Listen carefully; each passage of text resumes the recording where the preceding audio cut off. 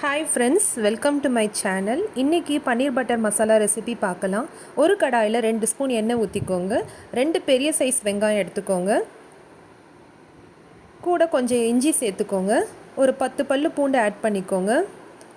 நல்லா வதக்கிக்கோங்க. 2 பச்சை மிளகாய் ஆட் பண்ணிக்கோங்க. 3 மீடியம் சைஸ் தக்காளியை ஆட் பண்ணிக்கோங்க. அதையும் சேர்த்து வதக்கிடுங்க. கேஷ்யூ ஒரு 5லேருந்து 6 சேர்த்துக்கோங்க. நம்ம எதுக்காக கேஷ்யூ சேர்க்குறோன்னா, கிரேவி திக்னஸ் கொடுக்கறதுக்காக. நல்லா வதக்கிக்கோங்க. வதக்கின பிற்பாடு ஆற வச்சு ஒரு மிக்ஸி ஜாரில் ட்ரான்ஸ்ஃபர் பண்ணிக்கோங்க. நைஸாக அரைச்சிக்கோங்க. ஒரு கடாயில் பட்டர் சேர்த்துட்டு பட்டர் நல்லா மெல்ட் ஆன பிற்பாடு ஸ்பைசஸ் ஆட் பண்ணிக்கோங்க. நான் பட்டை, கிராம்பு, கொஞ்சம் ஏலக்காய், கல்பாசி சேர்த்துருக்கேன். வதங்கின பிற்பாடு மிளகாத்தூள் ஆட் பண்ணிக்கோங்க. இது வெறும் மிளகாத்தூள். அதை ஆட் பண்ணிவிட்டு நல்லா கலரி விட்டுடுங்க. நம்ம அரைச்சி வச்சுருக்கிற பேஸ்ட்டை ஆட் பண்ணிக்கோங்க. ஆட் பண்ணிவிட்டு நல்லா கலரிடுங்க. கொஞ்சம் கரம் மசாலா ஆட் பண்ணிக்கோங்க.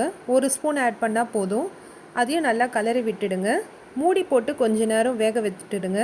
நம்ம ஆல்ரெடி வதக்கினதால் ரொம்ப நேரம் இது வேக தேவையில்லை. ஒரு 5 மினிட்ஸ் அந்த மாதிரி இருந்தால் போதும். கட் பண்ணி வச்சுருக்க பன்னீரை சேர்த்துக்கோங்க.